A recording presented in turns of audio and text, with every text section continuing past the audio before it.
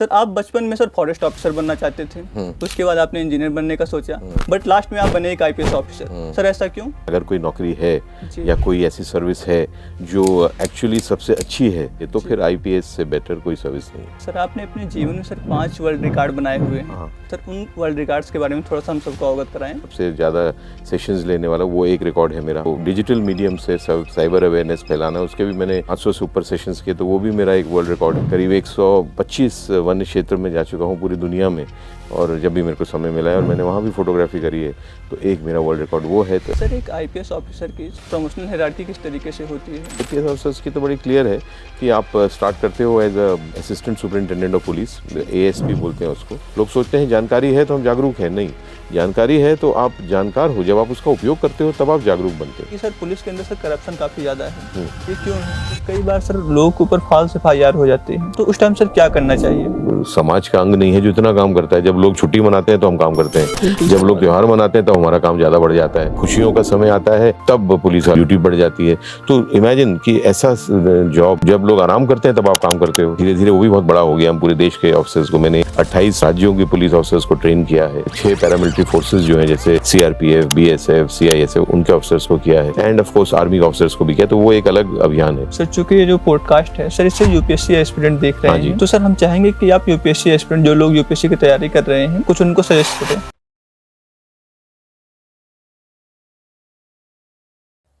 जय हिंद दोस्तों आज का ये जो वीडियो है ये आपके लिए काफ़ी हेल्पफुल होने वाला है, क्योंकि आज के इस वीडियो में जो हमारे गेस्ट हैं वो काफ़ी स्पेशल हैं। हमारे साथ जो गेस्ट हैं वो एक सीनियर मोस्ट आईपीएस ऑफिसर हैं, वर्तमान में एज अ स्पेशल डीजीपी कार्यरत हैं।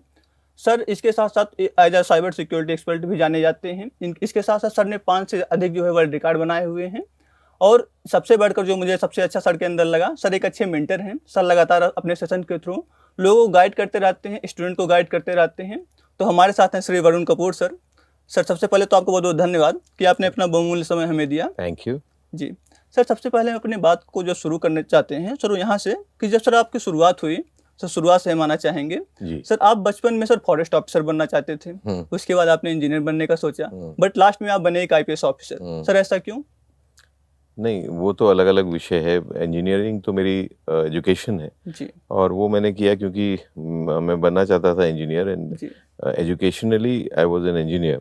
बट मैं बचपन में, क्योंकि मेरे पिताजी आईएएस ऑफिसर थे और वो चीफ सेक्रेटरी थे मध्य प्रदेश के जब रिटायर हुए, तो उससे पहले जब वो कमिश्नर थे, ये थे, मैं छोटा था, तब मैं उनके साथ जाता था कभी कभी दौरे पे। तो जंगल एंड ऑल भी जाने का मौका मिलता था, बिकॉज वो रायपुर में कमिश्नर थे, जैसे वो वहाँ एरिया में बहुत सारा फॉरेस्ट एरिया भी। तो एक बचपन में जो चीज़ आप देखो या जो चीज़ आप करो तो आपको दिल के करीब हो जाती है। तो मेरे को बहुत शौक था कि मैं फॉरेस्ट ऑफिसर बनूं या फॉरेस्ट से किसी तरह से संबंधित रहूं, वाइल्ड लाइफ से। बट एजुकेशन के बाद मैं बन गया एक आईपीएस ऑफिसर, वो भी बाय चांस। तो अलग अलग दिशा थी, बट बाद में मेरे को नौकरी में भी फॉरेस्ट में जाने का बहुत मौका मिला। साइबर के जब मैंने काम शुरू किया तो वो भी मेरे को करने का अवसर मिल गया। And but actually forest officer ना बनते हुए पुलिस ऑफिसर बनने की भी एक कहानी अलग है। जी सर, आज आप सर एक आईपीएस ऑफिसर, आप एक सीनियर आईपीएस ऑफिसर हैं जी। तो सर एज आईपीएस ऑफिसर जो आपकी जर्नी रही है सर, आपको कैसा एक्सपीरियंस सर मिला? देखिए, आईपीएस मैंने जैसे बोला, मैं बाय चांस बना। मैं तो ये सर्विस ही नहीं, मतलब देना नहीं चाहता था ये एग्ज़ाम, ऐसा मेरा कोई प्लान नहीं था। After finishing my engineering NIT Trichy से मैं विदेश जाना चाहता था अपनी आगे की पढ़ाई करने के लिए, और मेरे को एडमिशन भी मिल गया था यूएस में कई यूनिवर्सिटीज़, अच्छी यूनिवर्सिटीज़ में एमबीए के लिए। मेरी माँ, क्योंकि मैं अकेला बेटा हूँ, अब तो मेरी मदर फादर नहीं रहे तो था ही है, तो उनको नहीं था ज़्यादा शौक कि मैं विदेश जाऊं, बिकॉज उनको ऐसा लगता था कि मैं वापस नहीं आऊँगा। तो उन्होंने मेरे को बोला कि आप एक बार ये एग्ज़ाम दे दो, और अगर आप आ गए तो आप रह जाना, नहीं आए तो फिर आप चले जाना, मदर के लिए एक चीज़ कर दो। तो मेरी मदर का दिल रखने के लिए, मेरी माँ का दिल रखने के लिए मैंने ये परीक्षा दी, क्योंकि उनको बहुत चाहत थी। और आईएएस मेरा एम था, क्योंकि मेरे फादर आईएएस ऑफिसर थे, बट बाय चांस एक आध नंबर कम रहा तो मैं आईपीएस ऑफिसर बन गया। बट मेरे को मेरा काडर मिला, मध्य प्रदेश काडर के ही मेरे फादर यहाँ ही थे, तो मेरे को मेरा काडर मिल गया। और फिर से मैंने एक और बार दी, उसमें सेकेंड टाइम भी मेरे को आईपीएस ही मिला। तो मैं इस सर्विस में आ गया। बट जो आईपीएस की सर्विस है, आने के बाद भी, जैसे मैंने बोला, मेरी तो ये सर्विस में आने का ही प्लान नहीं था, और आईपीएस में आने का तो कभी मैंने सोचा ही नहीं था। बट अब इतनी सारी नौकरी हो गई, 34 साल की, पूरी दुनिया में मैंने काम कर लिया पुलिस अधिकारी के रूप में, तो मैं आज ये ज़रूर बोल सकता हूँ कि अगर कोई नौकरी है या कोई ऐसी सर्विस है जो एक्चुअली सबसे अच्छी है लोगों के भले के लिए, पुण्य करने के लिए, अच्छाई करने के लिए और सेटिस्फैक्शन के लिए, तो फिर आईपीएस से बेटर कोई सर्विस नहीं है। जी सर, आपने अपने जीवन में सर 5 वर्ल्ड रिकॉर्ड बनाए हुए हैं। हाँ। तो सर उन वर्ल्ड रिकॉर्ड्स के बारे में थोड़ा सा हम सबको अवगत कराएं। देखिए, कुछ वर्ल्ड रिकॉर्ड तो मेरे साइबर के काम से संबंधित हैं। सबसे ज़्यादा साइबर सेशंस अवेयरनेस के लेने वाला पुलिस अधिकारी या व्यक्ति एक जो है सबसे ज़्यादा सेशंस लेने वाला, वो एक रिकॉर्ड है मेरा। एक है डिजिटल माध्यम से, जब कोविड आया तब ये फिजिकल सेशंस नहीं हो पाते थे और फिर चालू हुआ दौर वेबिनार्स का एंड डिजिटल मीडियम्स का, तब मैंने सबसे ज़्यादा कोविड के समय में भी, उसके बाद भी ये जो डिजिटल मीडियम से साइबर अवेयरनेस फैलाना, उसके भी मैंने 500 से ऊपर सेशंस किए, तो वो भी मेरा एक वर्ल्ड रिकॉर्ड है जी। और एक तीसरा वर्ल्ड रिकॉर्ड है, वो है क्राइम के संबंध में। मेरा एक हमेशा से ऐसा भावना रही है या प्रयास रहा है कि जहाँ मैं पदस्थ रहता हूँ तो मैं कुछ नई चीज़ करने का प्रयास करता हूँ ताकि लोगों को बेहतर सर्विस और बेहतर सुरक्षा मिल सके। तो एक मेरा प्रयास था कि मैं जो पुराने मर्डर के केसेस थे जो अनसुलझे रह जाते थे, जो बंद हो जाते थे, जिनको बोलते हैं कोल्ड केसेस मर्डर के सिर्फ, तो उनको मैं पुनः खोल के सॉल्व करने का प्रयास करता था। एक टीम बनाता था मैं, जहाँ मैं एसपी था, डीआईजी था, आईजी था। तो ऐसे मैंने अपने पूरे जो मैं फील्ड की मेरी नौकरी थी पहले 20-25 साल, तब मैंने 110 केसेस ऐसे निकाले थे जो भूले गए थे, बंद हो गए थे, मतलब उनकी उसको बोलते हैं एफआर केसेस, फाइनल रिपोर्ट, खात्मा के केसेस। तो उनको खोल के हमने इन्वेस्टिगेट करके अपराधियों को पकड़ा था। तो ऐसे 110 केसेस, वो भी एक वर्ल्ड रिकॉर्ड था। Maximum number of cold cases by single police officer of murder. और एक मेरा वर्ल्ड रिकॉर्ड है फोटोग्राफी का, जो मैं सबसे ज़्यादा वन्य क्षेत्रों में जाके मैंने फोटोग्राफी करी है वाइल्ड लाइफ की। मैंने किताब भी लिखी है वाइल्ड लाइफ फोटोग्राफी पे, कॉप विद द कैमरा। तो उसमें उसका एक वर्ल्ड रिकॉर्ड है। सबसे ज़्यादा मैं करीब 125 वन्य क्षेत्र में जा चुका हूँ पूरी दुनिया में, और जब भी मेरे को समय मिला है और मैंने वहाँ भी फोटोग्राफी करी है, तो एक मेरा वर्ल्ड रिकॉर्ड वो है। तो ऐसे करके मेरे विभिन्न क्षेत्रों में कई वर्ल्ड रिकॉर्ड्स हैं, तो कुल मिला के 5 हो जाते हैं। जी सर, एक आईपीएस ऑफिसर की सर ये प्रमोशनल हायरार्की किस तरीके से होती है? आईपीएस की? जी देखिए, आईपीएस ऑफिसर्स की तो बड़ी क्लियर है कि आप स्टार्ट करते हो as a assistant superintendent of police, ASP बोलते हैं उसको। जब हम ट्रेनिंग में होते हैं तब वो 1 स्टार होता है हमारे वर्दी पे, और उसके बाद 2 हो जाते हैं वो जब हम डिस्ट्रिक्ट ट्रेनिंग करके आ जाते हैं। पर जब हमारी ट्रेनिंग पूरी हो जाती है नेशनल पुलिस एकेडमी हैदराबाद में, तो उसके बाद हमें 3 स्टार जो हम लगाते हैं वर्दी पे विदाउट दैट रिबन, तो वो एक डीएसपी की रैंक होती है for the state police, and IPS में उसको बोलते हैं एसडीओ पुलिस, और हमारे एमपी में उसको बोलते हैं, जब आप शहर में पदस्थ हो तो आपको सीएसपी बोलते हैं। तो वो पहली पोस्टिंग होती है जब आप ट्रेनिंग के बाद आते हो। उसके बाद आप बनते हो एडिशनल एसपी, जिसमें एक हम ये शेर का एम्बलम होता है वर्दी पे। और उसके बाद होती है एसपी की रैंक, पुलिस अधीक्षक, जिसमें एक शेर और एक स्टार होता है। उसके बाद आप बनते हो सीनियर एसपी, एसएसपी, उसमें 2 स्टार और एक शेर। उसके बाद आप बनते हो deputy inspector general of police, DIG जिसे बोलते हैं, उसमें 3 स्टार और एक शेर, ये आपका वर्दी पे जो रैंक होती है। उसके बाद next promotion is IG, inspector general of police. उसमें आप एक तलवार होती है, क्रॉस स्वॉर्ड जो होता है, जो मैंने अभी पहना हुआ है, +1 स्टार। एंड उसके next is additional director general of police, जिसमें ये एक स्वॉर्ड होता है और एक शेर का एम्बलम होता है। This is ADG. एडीजी के बाद होता है स्पेशल डीजी, जो मैं अब हूँ, और फिर DGP, director general of police. अभी भी डीजीपी है पर स्पेशल डीजीपी। उसके बाद फुल डीजीपी का आखिरी रैंक होती है पुलिस विभाग में। ऐसे हमारा पदोन्नतियों का स्कीम है। वर्ष भी फिक्स्ड हैं, जनरली कितना कहाँ पे रहते हैं हम लोग। तो मैक्सिमम पीरियड जो मैंने देखा है, मैंने बिताया है, आपका जो रैंक होती है, एक तो एसपी के रैंक पे हम लोग सबसे ज़्यादा समय बिताते हैं, और एक एडीजी आईजी के रैंक पे, कभी आईजी में ज़्यादा होता है, कभी एडीजी रैंक में ज़्यादा होता है, तो एक उस स्तर पे ज़्यादा समय बिताते हैं। जी सर, अभी आपने जिन जिन पोस्ट के बारे में बताया सर, इनमें से सबसे चुनौतीपूर्ण सर पोस्ट कौन सा होता है? चुनौतीपूर्ण पोस्ट। जी सर, जैसे सर हम एसपी के पोस्ट पर कार्यरत हैं या फिर एसएसपी के या फिर डीआईजी के, सर इनमें से कौन सा सर सबसे चुनौतीपूर्ण होता है? देखिए, कई पुलिस की जो हायरार्की है उसमें आईपीएस की हायरार्की में भी कुछ होती हैं डायरेक्ट जो फील्ड पोस्टिंग होती है, जब आप जो एग्जीक्यूटिव पोस्ट जिसे बोलते हैं, आपको काम करना पड़ता है जो directly, that is till SP, SSP NSP तक रहते हैं पोस्ट। जब आप खुद ही कार्य करते हो, you are the field officer. उसके बाद होती है सुपरवाइजरी पोस्ट, जो पर्यवेक्षण करते हैं एसपी एंड उनके नीचे के अधिकारियों के काम को। उसमें डीआईजी और आईजी एंड एडीजी, वो दे आर सुपरवाइजरी पोस्ट, और एसपी और उसके नीचे they are executive post, directly execute जो करते हैं। जी सर, आप एक साइबर सिक्योरिटी एक्सपर्ट हैं सर, आपने 2 PhD इसके अंदर करके रखा है। तो सर हम आपसे ये जानना चाहेंगे कि सर वर्तमान के अंदर सर कौन सी सर साइबर सिक्योरिटी के को लेकर सर कौन से केसेस ज़्यादा आ रहे हैं?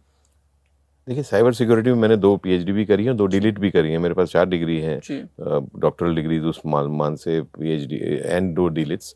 तो साइबर सिक्योरिटी में ऐसा है कि उस समय के मुताबिक वो बदलाव आता रहता है। तो साइबर सिक्योरिटी में मैं 2 मेन भाग बनाता हूँ। जो क्राइम हो रहा है उसके 2 प्रकार के होते हैं, वो 2 मेन डिविजन्स। एक होता है जिसको बोलते हैं फाइनेंशियल साइबर क्राइम, जिसको लोगों का पैसा जिसमें जाता है, एक कैटेगरी वो है। दूसरी कैटेगरी जो मैं बनाता हूँ, मैं बोलता हूँ, वो है सोशल साइबर क्राइम, जिसमें लोगों को पैसा के नहीं जाता, बट उसमें उनकी इज्जत जाती है, प्रतिष्ठा जा सकती है, आपका नाम जा सकता है, आपके चैन जा सकता है, आपकी जान तक जा सकती है। सोशल साइबर क्राइम के कई प्रकार हैं, जैसे cyber bullying, online grooming, cyber stalking, ऐसे बहुत सारे हैं जो सोशल साइबर क्राइम के परिधि में आते हैं। बट ये 2 भाग हैं बेसिकली। बट जो ज़्यादा क्राइम होता है साइबर स्पेस में, जो सामान्य नागरिकों के साथ ज़्यादा होता है, वो फाइनेंशियल साइबर क्राइम होता है। फिशिंग अटैक बेस्ड होता है वो।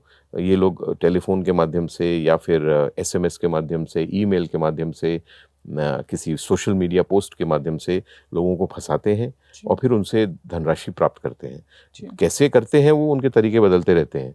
तो इसीलिए लोगों को जब एक चीज़ समझ आ जाती है कि अरे ऐसे कर रहे हैं, तो वो नया तरीका निकाल लेते हैं और फिर लोग को पता नहीं होता और वो फिर आराम से फिर फंसने लग जाते हैं। तो मैंने जो देखा है, ऑनलाइन स्कैम्स, ऑनलाइन फ्रॉड्स, ये सबसे ज़्यादा होते हैं नागरिकों पे।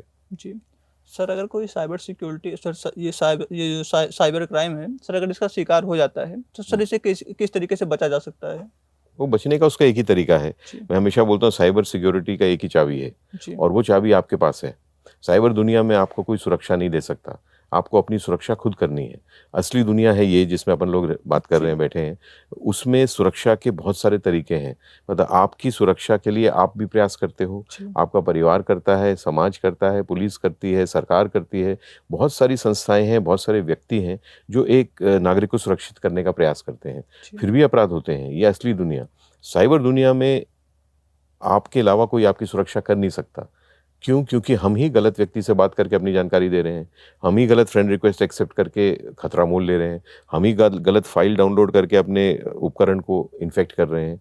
जो भी गलतियां कर रहे हैं हम खुद कर रहे हैं। और तो फिर हमें ये गलतियां करने से कौन रोक सकता है? कोई एक व्यक्ति हमारे साथ 24 घंटे बैठ सकता है जो हमें गलतियां करने से मना करे? कोई व्यक्ति नहीं है। कोई ऐसा सिस्टम भी है, टेक्नोलॉजी भी सही, जो आपके और आपके उपकरण के बीच में आ जाए एक शील्ड बन के और आपको गलतियां करने से मना कर दे कि नहीं, ये फ्रेंड रिक्वेस्ट एक्सेप्ट मत करो। ऐसा कोई सिस्टम भी नहीं है। तो जब ऐसा कोई सिस्टम और ऐसा कोई व्यक्ति नहीं है, तो आपकी सुरक्षा कौन कर सकता है? आप कर सकते हो। तो आप ही कर सकते हो। इसलिए कब करोगे आप? जब आप जागरूक होगे, जब आप चीज़ों के बारे में जानोगे, सुरक्षा की चीज़ों के बारे में, और फिर उनको करोगे। सिर्फ जानकारी होना पर्याप्त नहीं है। लोग सोचते हैं जानकारी है तो हम जागरूक हैं। नहीं, जानकारी है तो आप जानकार हो, जब आप उसका उपयोग करते हो तब आप जागरूक बनते हो। तो इसलिए आप जब जागरूक होगे, चीज़ों को जानोगे और उन चीज़ों को करोगे और हर बार करोगे, कभी कभी भी नहीं। लोग क्या करते हैं, कभी कभी करते हैं, नहीं करते कभी कभी, बिकॉज साइबर दुनिया में खतरा आपको दिखता नहीं, तो लोग उसको बड़े ईजी लेते हैं। कभी अनजान की फ्रेंड रिक्वेस्ट एक्सेप्ट कर ली, कभी कभी नहीं करी, तो वो तो जीरो सिक्योरिटी। आपको क्या मालूम कौन सा फेक प्रोफाइल है? तो इसीलिए आपको हर बार करना है। तो जागरूकता ही एक हथियार है। इसलिए आपने पूछा कि कैसे कर सकते हैं? जागरूक बनिए। और जागरूकता मतलब जानिए, करिए और हर बार करिए, कभी कभी नहीं। तभी आपको सुरक्षा मिलेगी। नहीं तो कुछ भी हो सकता है, क्योंकि इसमें इतने टाइप के क्राइम हैं और इतने तरीकों से होते हैं कि अगर आप जागरूक नहीं रहोगे तो आप आज नहीं तो कल फंसने के लिए तैयार हो। जी सर, आजकल एक सबसे बड़ा प्रचलन में है सर, वो है सर डिजिटल अरेस्ट। तो सर इसके बारे में थोड़ा सा हम सबको बताएं। हाँ, देखिए डिजिटल अरेस्ट आजकल चल रहा है क्योंकि वो प्रचलन में है और उसको धीरे धीरे लोगों को फंसाते हैं और बहुत परेशानी आ रही है लोगों को। थोड़े दिन बाद ये खत्म हो जाएगा, ये वाला पद्धति वो नहीं यूज़ करेंगे, बिकॉज लोगों को पता चल जाएगा कि ऐसा होता है और ये ऐसा बचना है, तो नई तरीके से करेंगे। बट आजकल वो चल रहा है, तो इसमें ये है कि सबसे पहली बात तो लोगों को ये जानकारी होनी चाहिए कि डिजिटल अरेस्ट नाम का कोई कानूनी प्रावधान नहीं होता। कोई भी सरकारी संस्था इन्फोर्समेंट की जो होती है, जैसे पुलिस हो या ईडी हो या आईटी डिपार्टमेंट हो या सीबीआई या जो भी इन्फोर्समेंट संस्था है, उनको वो अधिकृत ही नहीं है कि डिजिटल माध्यम से आपको अरेस्ट करें या आपको कस्टडी में लें या आपसे पूछताछ करें या आप पे जुर्माना लगाएं, जुर्माना वसूलें। कोई ऐसी संस्था नहीं है, ऐसा कोई कानून नहीं है जिसमें डिजिटल माध्यम से आप ये सब कर सकते हैं। कानूनी तौर पे ही गलत है। तो इसीलिए अगर कोई आपको ये बोले कि आप अरेस्ट हो गए, उसका तो आपको मानना ही नहीं है, क्योंकि वो सब गैर कानूनी चीज़ है, बिकॉज वो कानून में ही नहीं लिखा। तो कोई संस्था ऐसा कर नहीं सकती। तो जब ये कर ही नहीं सकती तो फिर बात ही खत्म हो गई। फिर अगर आपको ऐसा कोई कॉल आए या ऐसा कोई मैसेज आए जिसमें आपको ये करने का प्रयास करें, तब आपको उसमें फंसना ही नहीं, क्योंकि it is not allowed under law. And वो जो कर रहा है वो कभी हो ही नहीं सकता किसी सुरक्षा संस्था का। He has to be a fraud. Sir आपके पास सर काफ़ी लंबे समय तक सर फील्ड में भी कार्य करने का एक्सपीरियंस है सर। अभी आप एक सर ट्रेनिंग एकेडमी में कार्यरत हैं। हाँ। तो सर दोनों के बीच में आपको क्या डिफरेंस देखने को मिलता है? नहीं, फील्ड की पुलिसिंग अलग होती है। फील्ड पुलिसिंग एंड ट्रेनिंग अलग है। ट्रेनिंग इज़ बेसिकली हमारे फील्ड ऑफिसर्स को तैयार करना बहुत ज़रूरी होता है। उनकी ट्रेनिंग अच्छी होनी चाहिए और कई बार उसमें अभाव देखने को मिलता है, इसलिए अधिकारी परफॉर्मेंस इतना अच्छा नहीं रहता, क्योंकि ट्रेनिंग अच्छी नहीं रहती। तो ट्रेनिंग को सुदृढ़ करना और उसको सशक्त करना बहुत ज़रूरी है और उसमें ही हम लोग कार्यरत हैं। और अब फील्ड पुलिसिंग बहुत करी मैंने और उसमें अब नया अनुभव होना चाहिए ज़िंदगी में, एक ही चीज़ थोड़ी करते रहना चाहिए। तो इसीलिए उसके माध्यम से, क्योंकि training is also very interesting discipline और समय भी मिलता है आपको लोगों को सिखाना, उनको दक्ष बनाना और उनसे वो ज़िंदगी भर याद रखते हैं ट्रेनर्स को। और जो लोग आपके अंडर ट्रेन होके निकले होते हैं, और अगर वो अच्छे दर्जे के रहें, अच्छे स्तर के रहें, तो पूरी संस्था को, पूरी ऑर्गेनाइजेशन को फ़ायदा होता है। तो this is the time for training. तो मैं तो हमेशा ये ट्राई किया है कि नई चीज़ें, नई एक्सपीरियंसेस होने चाहिए। वो एक चीज़ करते करते तो वैसे भी बोर हो जाता है आदमी और वो करना भी नहीं चाहिए। जी सर। सर पहले के समय में सर और आज के समय में सर ट्रेनिंग का जो प्रोसेस है सर काफ़ी चेंज हो गया होगा। तो सर जब आप लोगों को ट्रेन किया जा रहा था सर, हाँ, और आज के समय में जब आप ट्रेन करते हैं लोगों को, सर दोनों के बीच में क्या डिफरेंस है अभी? डिफरेंस बेसिकली तो नहीं है ज़्यादा। संसाधन बढ़ गए हैं ट्रेनिंग के और ट्रेनिंग का जो कंटेंट है वो उसमें चेंज आया है बदलते समय के साथ। जैसे अब साइबर भी बढ़ाना पड़ता है, मैनी थिंग्स, ट्रैफिक मैनेजमेंट भी, जो चीज़ें पहले समस्याएं नहीं थी वो अब समस्याएं बन गई हैं। नार्कोटिक्स कभी इतना बड़ा समस्या नहीं थी, अब बहुत बड़ी समस्या है। महिला सुरक्षा, कभी इतनी गंभीरता से उस पर विचार नहीं किया गया था, पर अब बहुत गंभीरता से उस पर कार्य किया जाता है। तो ऐसे नए नए विषय जब आते हैं सामने तो ट्रेनिंग कंटेंट बदलता है, बट ट्रेनिंग का तरीका नहीं बदलता। मतलब वो जैसे हमारी जो फिजिकल ट्रेनिंग होती है, हमारी जो ड्रिल होती है, आर्म्स ट्रेनिंग होती है, फायरिंग होती है, वो सब तो सेम है। आपकी फिजिकल फिटनेस की जो ट्रेनिंग होती है वो सारी बेस तो वही है।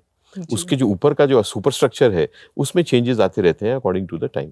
जी सर, अमूमन जब हम किसी समस्या में फंसते हैं तो उस टाइम हमें सर पुलिस की याद आती है सर। बट यहाँ पे एक चीज़ और सर हमें देखने को मिलता है कि सर पुलिस के अंदर सर करप्शन काफ़ी ज़्यादा है। तो सर आपके अनुसार सर ये क्यों है सर, और इसे किस तरीके से दूर किया जा सकता है? I will not agree that corruption ज़्यादा है या करप्शन कम है। करप्शन जो भी करते हैं वो गलत चीज़ करते हैं और करप्शन अगर है तो उसको टॉलरेट नहीं, कि ज़ीरो टॉलरेंस होनी चाहिए और होती भी है। पर फिर भी हर प्रकार के लोग होते हैं हर सिस्टम में, तो उनके खिलाफ सख्त कार्रवाई होनी चाहिए। बट ये बोलना कि उसमें बढ़ गया है या करप्शन बहुत ज़्यादा है, I will not agree with it. मेहनत बहुत करते हैं पुलिस अधिकारी, पूरे 24 घंटे वो काम करते रहते हैं। कोई ऐसा विभाग नहीं है, कोई ऐसा समाज का अंग नहीं है जो इतना काम करता है। जब लोग छुट्टी मनाते हैं तो हम काम करते हैं, जब लोग त्यौहार मनाते हैं तो हमारा काम ज़्यादा बढ़ जाता है। खुशियों का समय आता है तब पुलिस का काम अपना ड्यूटी बढ़ जाती है। तो इमेजिन कि ऐसा जॉब जिसमें जब लोग आराम करते हैं तब आप काम करते हो, जब सोने जाते हैं लोग तब आपको गश्त करनी पड़ती है। तो बहुत मुश्किल नौकरी है और बहुत महत्वपूर्ण रोल हम अदा करते हैं। पर अच्छे बुरे तो हर जगह होते हैं, I will not deny that हर चीज़ ही अच्छी है, पर यस जो बुरे हैं, जो गलत करते हैं, उनके खिलाफ कार्रवाई भी पुलिस में बहुत होती है। लोग सस्पेंड होते हैं, लोग डिसमिस होते हैं, डिसिप्लिनरी एक्शन बहुत स्ट्रिक्ट लिया जाता है जो शायद अन्य विभागों में इतना नहीं लिया जाता। तो सब देखते हुए फिर भी क्या है कि पुलिस की जो नेचर ऑफ जॉब है वो नेगेटिव है। मतलब लोगों को उनकी गलतियां बताना, और गलत व्यक्ति को भी अगर आप पकड़ लो तो उस व्यक्ति को हमेशा लगता है कि मैंने तो कोई गलती नहीं करी। ये एक इंसान की नेचर होती है। दो पक्ष अगर आपस में लड़ रहे हैं और आप अगर सही व्यक्ति, सही जो है उसका साथ भी दो, तो दूसरा व्यक्ति, दूसरा पक्ष जो है वो कभी नहीं सोचेगा कि मेरी गलती थी इसलिए मेरे खिलाफ ये कार्रवाई होगी, तो ओके कोई प्रॉब्लम नहीं। हर व्यक्ति सोचता है कि मैंने तो सही किया है, वो दूसरा व्यक्ति गलत था तो इसलिए पुलिस ने पैसे ले लिए होंगे, या अगर सही भी करें तो, ये मैं बोल रहा हूँ। तो इसीलिए नेचर ऑफ द जॉब ऐसी है कि लोगों को टोकना, लोगों को गलतियां बताना, एक पक्ष के खिलाफ कार्रवाई करना, अगर आप सही भी कर रहे हैं तो तब भी तो लोगों को कभी ऐसी संस्था में टोटल 100% लोग आपसे सेटिस्फाइड नहीं हो सकते, बिकॉज आप उनकी गलतियां बता रहे हो, आप उनको टोक रहे, मना कर रहे हो। इंसान जब बड़ा होता है ना, एक स्तर से जब बच्चे के बाद में जब बड़ा हो जाता है, तब वो आपके पिताजी भी आपको मना करें ना कुछ बोलने करने से, तो आपको बुरा लगता है कि अरे ये क्या बोल, मैंने थोड़ी कुछ किया है। ये एक इंसान की नेचर होती है। तो इसीलिए पुलिस को नेचर ऑफ द जॉब को देखते हुए लोग उसके कार्रवाई से 100% लोग संतुष्ट नहीं हो सकते, बट फिर भी हमें अपना काम करते रहना है। और अगर आप अच्छे से करोगे, ईमानदारी से करोगे, लोगों के कष्ट के समय उनके काम आओगे, तो मैंने देखा अपने नौकरी में लोग आपको ज़िंदगी भर याद रखते हैं। और इतना अच्छा पुण्य का काम होता भी नहीं है कहीं कि इस मुश्किल घड़ी में अगर आप किसी के काम आओ, जब असुरक्षा की भावना बहुत बुरी भावना होती है। और इसलिए उस समय अगर आप लोगों के साथ खड़े रहो, अभी भी आप अगर अंधेरे में चले जाओ कहीं गली में, अगर आपको खाकी पहना कोई व्यक्ति दिख जाएगा तो आप उसके पास जरूर जाओगे मदद के लिए। तो दैट मीन्स दैट समाज में अभी भी हमारी वर्दी के खिलाफ प्रति, हमारे प्रति बहुत विश्वास है। ऐसा नहीं है कि पूरा विश्वास है, हम होंगे, अच्छा भी होता है, बुरा भी होता है, और कुछ लोगों को सही भी लगा, कभी किसी को गलत भी लग गया, पर इसका मतलब नहीं है कि संस्था के प्रति लोगों का विश्वास नहीं है। I don't accept it and I don't, मेरे अनुभव में तो मैंने नहीं देखा। जी सर, हमारे समाज में सर एक समस्या और हमें देखने को मिलती है सर, कई बार सर लोगों के ऊपर फॉल्स एफआईआर हो जाते हैं। क्या सर? False FIR. तो सर जब फॉल्स एफआईआर हो तो उस टाइम सर क्या करना चाहिए? ये फॉल्स एफआईआर का देखिए, वो नियम कानून ऐसा है कि अगर आपको कोई कॉग्निजेबल ऑफेंस जिसे बोलते हैं ना, संज्ञान में लेने योग्य अपराध की कोई रिपोर्ट हो रही है पुलिस अधिकारी को, तो उसको उसकी एफआईआर लेनी पड़ेगी according to law, according to the माननीय सुप्रीम कोर्ट का जजमेंट भी ये है। आपको कोई रिपोर्ट करे, आपको रिपोर्ट लिखनी है, उसके बाद इन्वेस्टिगेट करना है। तो इन्वेस्टिगेशन जब भी होती है किसी भी केस की, कॉग्निजेबल ऑफेंस की, तो उसका 3 तरीके से निकाल होता है। एक, आपको साक्ष्य मिल जाए और अपराध सिद्ध हो जाए, तब आप उसको चालान कर दो कोर्ट में। फिर कोर्ट, माननीय न्यायालय उसका निर्णय लेता है कि क्या हुआ, और सजा देता है या बरी करता है। दूसरा उसका निकाल होता है कि अपराध तो हुआ, बट आपके पास साक्ष्य नहीं मिले उसको सिद्ध करने के लिए, उसको बोलते हैं खात्मा, final report.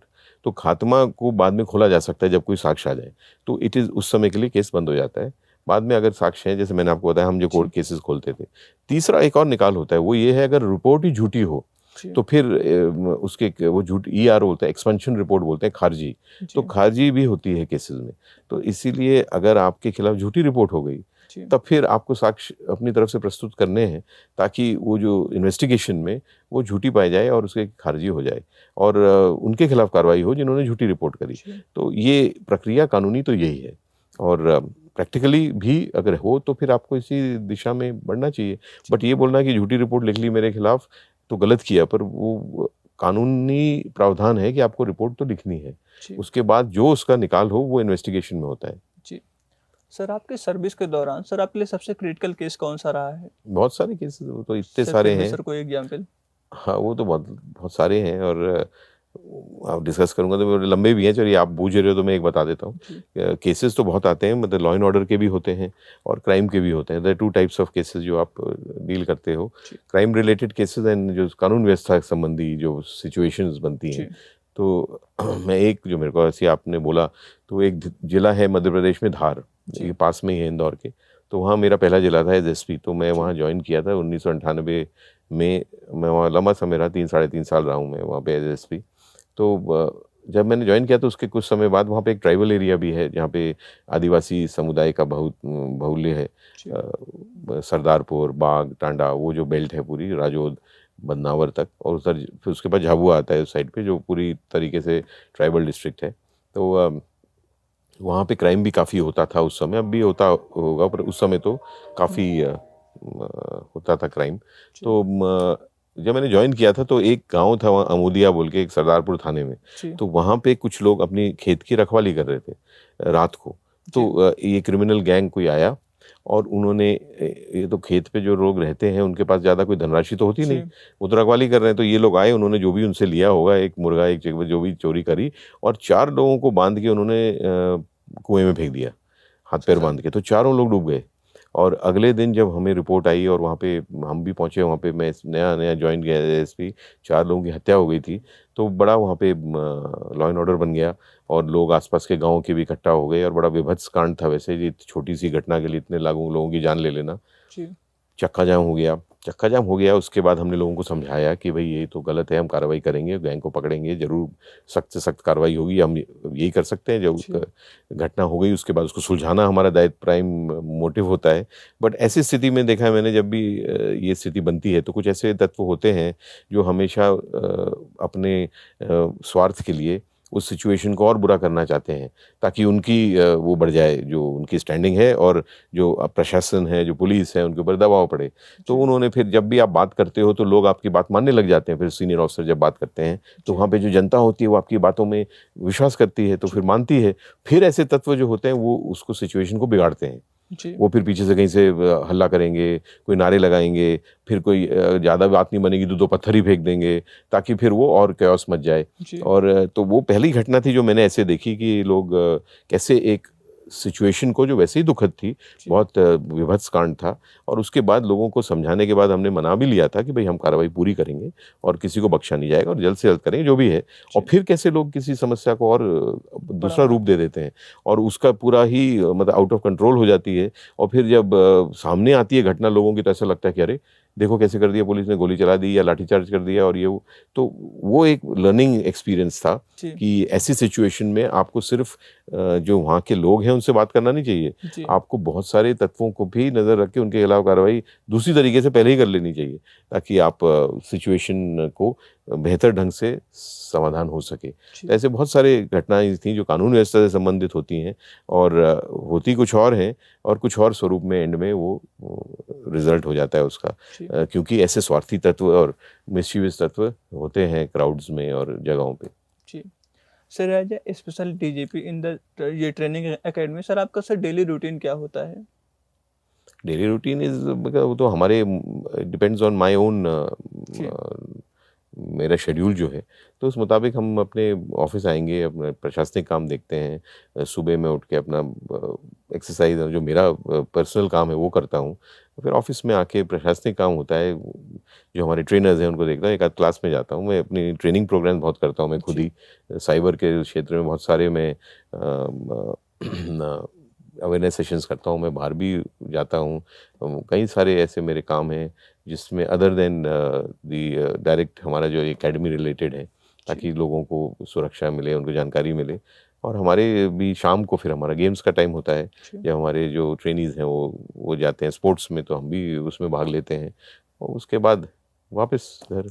It's a very fix routine, और बड़ा, क्योंकि मैं अन्य क्षेत्रों में बहुत काम करता हूँ, तो इसीलिए वो मेरा टाइम कम, काफ़ी ज़्यादा वो हो जाता है बिजी। जी सर, चूँकि आप सर एक साइबर सिक्योरिटी एक्सपर्ट हैं, और तो सर आपने सर कब सोचा कि मुझे सर ये साइबर सिक्योरिटी को लेकर लोगों को जागरूक करना है? सर इस चीज़ के पीछे सर क्या कारण रहा? वो तो इट वाज एक्चुअली, मैं 2011 में पहली बार एक जगह पोस्ट हुआ। पहले तो मैं फील्ड पुलिसिंग में था, 20-22 साल मैंने वही किया था। फिर फॉर सम पर्सनल रीजंस मेरे को एक पोस्ट लेनी पड़ी, ट्रेनिंग एकेडमी में था तब भी मैं, दूसरी एकेडमी इंदौर में ही। तो तब मेरे पास थोड़ा समय था, तो तो जैसे मैंने आपको बोला मैं नई चीज़ें करने का प्रयास करता हूँ। तो उस समय 2011 का साल था, उस समय मैंने देखा था फील्ड में, पुलिसिंग में, दैट CDR एनालिसिस, छोटी-छोटी साइबर की टेक्निक्स जो थी वो भी पुलिस को आती नहीं थी और उसका ज़रूरत पड़ना शुरू हो गई थी क्राइम इन्वेस्टिगेशन एंड ऑल में। तो जब मैं यहाँ आया तो उस संस्था का काम नहीं था साइबर क्राइम और साइबर सिक्योरिटी में ट्रेनिंग देना, बट मेरे पास समय था तो मैंने बोला ये अच्छी चीज़ है जो हम अपने पुलिस अधिकारियों को सिखा सकते हैं आने वाले समय के लिए। तो अपने इनिशिएटिव पे अपने द्वारा डिज़ाइन किया मैंने एक साइबर ट्रेनिंग का कोर्स बनाया फॉर माय पुलिस ऑफिसर्स। 3 दिन का कोर्स है, ईमेल ट्रेसिंग में को अभी तक याद है।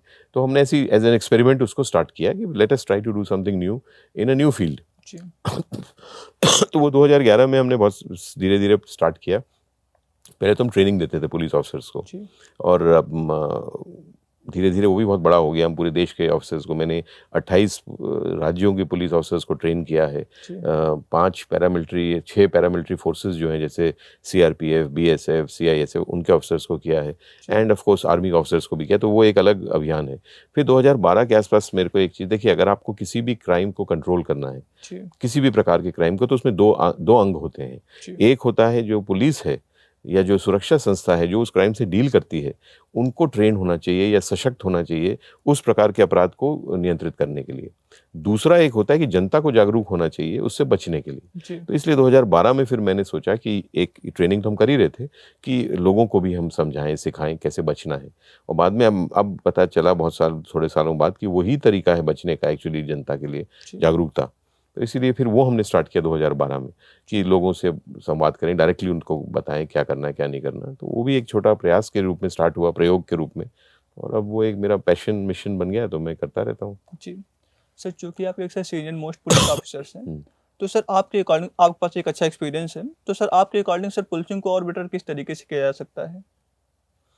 पुलिसिंग को बेटर करने के तो बहुत सारे तरीके हैं कि आप हर चीज़ को इम्प्रूव कर सकते हो, तो पुलिसिंग को भी इम्प्रूव कर सकते हो। पुलिसिंग को इम्प्रूव करने के लिए एक सबसे इम्पॉर्टेंट है कि ज़्यादा से ज़्यादा लोगों का सहयोग लेना, कम्युनिटी पुलिसिंग जिसे बोलते हैं। लोगों को साथ लेके आप चलो और हर चीज़ में उनका सहयोग लो, जितना ले सकते हो। कई चीज़ें जो नहीं बता सकते आप, जो थोड़ा सीक्रेसी भी मेंटेन करनी पड़ती है। तो otherwise peoples participation in policing, ये एक बहुत इंपॉर्टेंट कॉन्सेप्ट है जिसको आप जितना उपयोग करोगे उतना आपका परफॉर्मेंस बेटर होगा। दूसरा व्यवहारिक ट्रेनिंग, व्यवहार कैसे करना। जैसे मैंने बोला पुलिस अधिकारी काम तो बहुत करते हैं, बट कभी कभी अगर ऐसा व्यवहार कुछ हो गया जो अपेक्षित नहीं होता तो लोग को बुरा बहुत लगता है। और उसको आजकल डिजिटल ज़माना है तो रिकॉर्डिंग या कई चीज़ें होती हैं, तो इसीलिए व्यवहार कुशलता भी फोकस करके हम करते हैं। बहुत सारी ट्रेनिंग प्रोग्राम्स होते हैं, बिहेवियरल ट्रेनिंग का एंड ऑल दैट, उसको भी और सुदृढ़ करें ताकि वो व्यवहार में भी जो अपेक्षित सुधार है वो भी हो। तो एक आपका व्यवहार अच्छा हो जाए, लोगों का साथ आपको मिल जाए, बाकी मेहनत और हिम्मत और ताकत तो हमारे पास है। ये दो चीज़ें अगर और हो गई तो फिर आई थिंक और बेहतर हो जाएगा काम। जी सर, चूँकि ये जो पॉडकास्ट है सर, इससे यूपीएससी एस्पिरेंट देख रहे हैं, तो सर हम चाहेंगे कि आप यूपीएससी एस्पिरेंट, जो लोग यूपीएससी की तैयारी कर रहे हैं, सर आप उनको सर कुछ गाइड करें, कुछ उनको सजेस्ट करें। देखिए यूपीएससी का ये है कि आपको पहले मन बनाना है कि आपको इसको देना है। सिर्फ ये नहीं है कि सब लोग दे रहे हैं तो हम भी दे देते हैं, या एक कुछ और करने को नहीं है तो यूपीएससी कर लेते हैं। ऐसा अगर भावना है तो फिर it is just waste of time. तो अगर आपको करना है 100% तो फिर आप प्रयास करो, नहीं तो बहुत सारे एवेन्यूज़ हैं और वो करिए। तो पहले you must be sure that this is what you want to do. Once you are sure then you make a plan. एक अच्छा प्लान बनाइए कि मैं कैसे करूँगा या करूँगी। वो प्लानिंग बहुत इंपॉर्टेंट है, और प्लान का मतलब एक बहुत इंपॉर्टेंट चीज़ प्लान के साथ आती है, उसको बोलते हैं कंटिजेंसी प्लान। कि अगर आपका ये मेन प्लान नहीं काम करता तो फिर आपके पास एक दूसरा प्लान भी होना चाहिए। मैंने ऐसे बहुत लोगों को देखा है जो पढ़ते रहते हैं और उसके बाद उनके पास दूसरा कोई उनके पास रूट नहीं होता या दूसरा तरीका नहीं होता, और वो वही करते रहते हैं जो हर बार करते हैं और हर बार ही असफल हो जाते हैं। तो आपके पास एक अल्टरनेट प्लान जरूर होना चाहिए।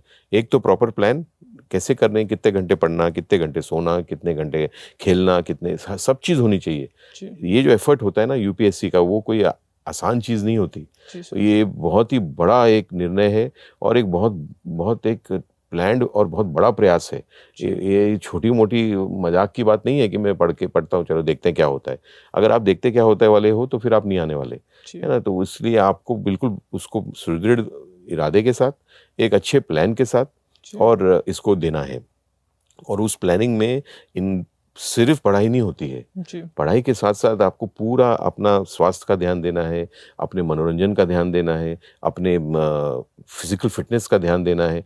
ये सारी चीज़ों को इंक्लूड करते हुए आपको करना है। तो दैट्स व्हाट आई सेड, अच्छा प्लान, अच्छा contingency plan. And then third, मैं हमेशा बोलता हूँ कि यू शुड हैव अ, जिसको एक इंग्लिश में कहावत होती है, नेवर से डाई, कभी हार नहीं मानना, है ना। तो आप जीतोगे, जीत सकते हो, मतलब 100% तो कुछ नहीं है, बट आपको जीतने का चांस ज़्यादा होगा अगर आप हार नहीं मानो। और अगर आप हार मान जाओ तो फिर आप छोटी छोटी चीज़ों से हार जाओगे, तो फिर तो कोई ज़िंदगी में कुछ बचेगा ही नहीं। तो आप हारने के लिए तो बहुत सारे तरीके होते हैं, जीतने का तरीका एक ही होता है, वो होता है ये दिमाग। अपने दिमाग को सुदृढ़ बनाओ, और नहीं भी आए तो कोई फ़र्क नहीं पड़ता, आप दूसरा चीज़ करो। अगर आप में क्षमता है तो आप वहाँ भी खुश होगे, वहाँ भी कुछ करके दिखाओगे। पर जब तक इसमें प्रयास कर रहे हो तो उसको बिल्कुल ही सुदृढ़ इरादे से, अच्छे प्लान के साथ, एंड हारने को मन में लाना ही नहीं। And you should never say हार अगर नहीं हुआ तो दूसरा फिर करेंगे, कुछ और करेंगे, है ना, एंड जीतेंगे। तो अगर आप ऐसे चलोगे, अल्टीमेटली फिर आपका it is your destiny, it is not your, because जो लोग देते हैं लाखों लोग, उसमें से कई हजारों और लाखों लोग मेहनत उतनी ही करते हैं जितनी आप कर रहे हो, और उतना ही इंटेलिजेंस उनके पास भी है जितना आपके पास है। तो फिर बचा क्या? बचा आपकी डेस्टिनी और आपकी किस्मत एंड आपकी तरीका। मैं हमेशा लोगों को बोलता हूँ कि जो आप लिखते हो, जैसे आप प्रेजेंट करते हो, वो बहुत इंपॉर्टेंट होता है। लिखता तो सभी लोग एक ही चीज़ लिखते हैं। मैं और आप एक विषय के स्टूडेंट्स हैं तो लिखेंगे तो उससे नियरली सेम ही। मैं कौन सा कोई एक्स्ट्रा आंसर दे दूंगा जो आप नहीं दे पाओगे, या आप दे दोगे जो मैं नहीं दे पाऊंगा। बट आप कैसे उसको प्रस्तुत करते हो, दैट इज़ वेरी इंपॉर्टेंट। तो वो आपकी राइटिंग अच्छी होनी चाहिए, आपकी प्रेजेंटेशन, डायग्राम्स, अंडरलाइनिंग, मतलब यू शुड, इतनी अच्छी प्रेजेंटेशन होनी चाहिए कि जो चेक कर रहा है उसको देख के मजा आ जाए। नहीं तो कौन उसको पढ़ता है पेपर, ऐसी गंदी राइटिंग है तो लोग उसको आधे नंबर तो आपको उसमें कट गए। तो इसीलिए ये सब प्लान्ड अप्रोच का पार्ट है। ये सब करके आप करें और फिर भगवान पे विश्वास करें। और भगवान से बड़ी शक्ति ईश्वर से तो कोई नहीं है, वो आपके साथ हैं, तो जीत आपकी होगी। जी सर, जैसा कि जो भी जॉब्स होती हैं सर अपने आप में सम्मानित होती हैं, अपने आप में एक अच्छी जॉब होती हैं, बट सर जब बात सिविल सर्विस की आती है, जैसे कि IAS IPS, तो सर लोगों के मन में इनके लिए अलग सम्मान होता है। सर ऐसा क्यों होता है? नहीं, ऐसा इसलिए होता है क्योंकि बहुत सारे लोग देते हैं और बहुत कम लोग आते हैं, तो इसीलिए वो एलीट सर्विस बन जाती है कि बहुत कम लोग उसमें सफल होते हैं, और इसीलिए जो सफल हो जाते हैं वो रोल मॉडल टाइप हो जाते हैं लोगों के लिए। अब वो जो लोग काम करते हैं सर्विस में, उनसे पूछिए कि उनको कैसा लगता है, that is something else. But जो आते हैं दूसरों के लिए रोल मॉडल्स होते हैं, कि क्योंकि I told you, percentage of people succeeding, जो सक्सेसफुल होते हैं इस प्रयास में, वो बहुत कम होता है। तो इसीलिए वो लोगों के मन में उनके प्रति भावना अच्छी होती, बहुत वो होती है कि ये बहुत, क्योंकि इतने सालों से के बीच में इनका चयन हुआ है और ईमानदारी से अच्छे से चयन हुआ है। सर आपने काफ़ी अच्छे से हम सबको गाइड किया, कई चीज़ों पे, कई एस्पेक्ट पे गाइड किया, इसके लिए सर आपको दोबारा से बहुत बहुत धन्यवाद। Thank you. हम आशा करते हैं कि जो लोग आपको सुन रहे होंगे ये वीडियो उनके लिए काफ़ी हेल्पफुल होगी। तो दोस्तों ये वीडियो आपको कैसी लगी? अगर आपके मन में अभी कुछ डाउट है तो आप कमेंट बॉक्स के अंदर पूछ सकते हैं, हम कोशिश करेंगे कि टाइम से उसका आंसर दे पाएँ। बाकी सर के साथ आप जुड़ सकते हैं, सर का इंस्टाग्राम ID भी मैं नीचे ये डिस्क्रिप्शन बॉक्स में दे रहा हूँ, आप वहाँ से जाकर सर के साथ जुड़ सकते हैं। सर लगातार गाइड करते रहते हैं एस्पिरेंट को, अगर आपको कोई समस्या है तो आप सर से पूछ सकते हैं, सर आपको गाइड कर देंगे। बाकी ये वीडियो अगर आपको पसंद आई हो तो कृपया वीडियो को लाइक करें, चैनल पर नए थे तो सब्सक्राइब करें और बेल आइकन को भी अवश्य दबाएं, क्योंकि हमारे चैनल पर ऐसी इन्फॉर्मेटिव वीडियो समय समय से आती रहती है। मिलते हैं नेक्स्ट वीडियो में, तब तक के लिए धन्यवाद। Thank you so much sir. Thank you.